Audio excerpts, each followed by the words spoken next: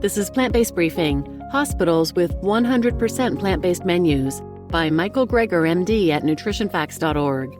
And I'm Marian Erickson, and this is the Plant-Based Podcast where I curate and narrate with permission articles on a variety of plant-based and vegan topics. Today's article is by Dr. Michael Greger of nutritionfacts.org, and it's kind of a follow-on to yesterday's episode called Just How Bad is Hospital Food? Yesterday's isn't a prerequisite for today's, but they are related, obviously. So now let's jump in and get to today's plant-based briefing. Hospitals with 100% Plant-Based Menus by Dr. Michael Greger at nutritionfacts.org. Globally, 11 million deaths are attributable to dietary factors each year, placing poor diet ahead of any other risk factor for death in the world. Given that diet is our leading killer, you'd think it would be emphasized in medical school, but there is a deficiency of nutrition education in medical training. A systematic review found that despite the centrality of nutrition to healthy lifestyle, graduating medical students are not supported through their education to provide the necessary care. It could start in undergrad. What's more important, learning about humanity's leading killer or organic chemistry? In medical school, students may average only 19 hours of nutrition out of thousands of hours of instruction, and they're not even being taught what's most useful. How many cases of scurvy or beriberi, diseases of dietary deficiency, will they encounter in clinical practice? In contrast, how many of their future patients will be suffering from dietary excesses, obesity, diabetes, hypertension, and heart disease? Those are probably a little more common. More than 9 out of 10 cardiologists surveyed believed that their role includes personally providing patients with at least basic nutrition information, yet less than 1 in 10 feel they have an expert grasp on the subject. If you look at the clinical guidelines for what we should do for our patients with regards to our number one killer, atherosclerotic cardiovascular disease, all treatment begins with a healthy lifestyle. Yet how can clinicians put these guidelines into practice without adequate training in nutrition? Fewer than 50% of medical schools reported teaching any nutrition in clinical practice. In fact, they may be effectively teaching anti-nutrition, as students typically begin medical school with a greater appreciation for the role of nutrition in health than when they leave. About 3/4 of medical students at different schools indicate that nutrition is important to their careers upon entry into medical school. But then, after 2 years of instruction in medical school, they were asked the same question, and the numbers plummeted. In fact, at most schools, it was 0%. Instead of being educated, they got de-educated.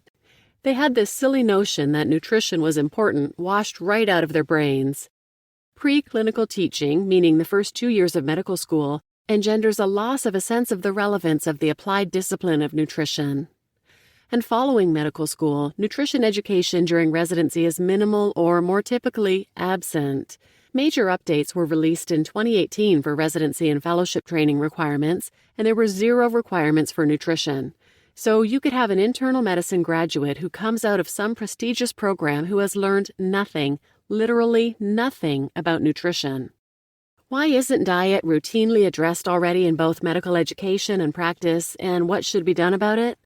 One of the reasons for the medical silence in nutrition, sadly, is that nutrition takes a back seat because there are few financial incentives to support it. What can we do about that? The Food Law and Policy Clinic at Harvard Law School defined a dozen different policy levers at all stages of medical education and the kinds of policy recommendations there could be for the decision makers. For instance, the government could require doctors working at the VA at least to get some courses in nutrition. Or we could put questions about nutrition on the board exams so schools would be pressured to teach it. But as we are now, even patients who just had a heart attack aren't changing their diet. Doctors may not be telling them, and hospitals may be actively undermining their future with the food they serve the patients. The good news is the American Medical Association, AMA, has passed a resolution encouraging healthy food options to be available in hospitals. What a concept! The AMA hereby calls on U.S. hospitals to improve the health of patients, staff, and visitors by A. providing a variety of healthy food, including plant-based meals and meals that are low in fat, sodium, and added sugars, B. eliminating processed meats from menus, and C. providing and promoting healthy beverages. Nice. Similarly, in 2018, the state of California mandated the availability of plant-based meals for patients. And there are hospitals in Gainesville, Florida, the Bronx, Manhattan, Denver, and Tampa all offering 100% plant-based meals to their patients on a separate menu and distributing materials to inpatients to improve their education on the role of diet, especially plant-based diets, in chronic disease. Let's check out some menus. A little lentil bolognese, a little cauliflower scramble with baked hash browns for breakfast, mushroom ragu for lunch, and white bean stew for supper. Soup, salad, and fruit for dessert. This is the first time a hospital menu ever made me hungry. It makes me want to get an appendicitis and stay for a few days.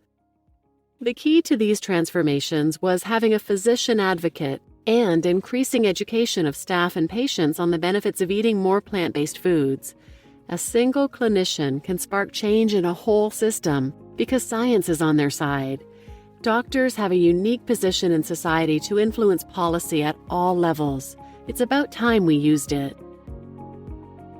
You just listened to Hospitals with 100% Plant-Based Menus by Dr. Michael Greger at nutritionfacts.org.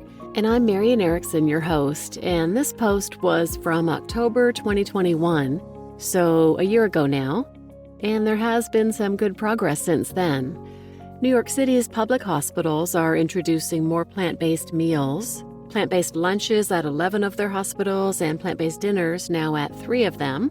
There's also the world's first fully plant-based hospital now in Lebanon. So things are progressing slowly but surely, and thankfully there are organizations out there helping facilitate this change.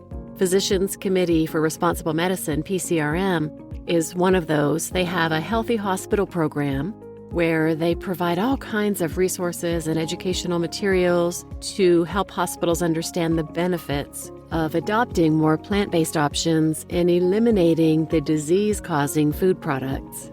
They highlight the fact that by adopting plant-based options, hospitals can improve health outcomes, lower their costs, enhance patient satisfaction, keep their staff healthy, support diversity and inclusion, etc.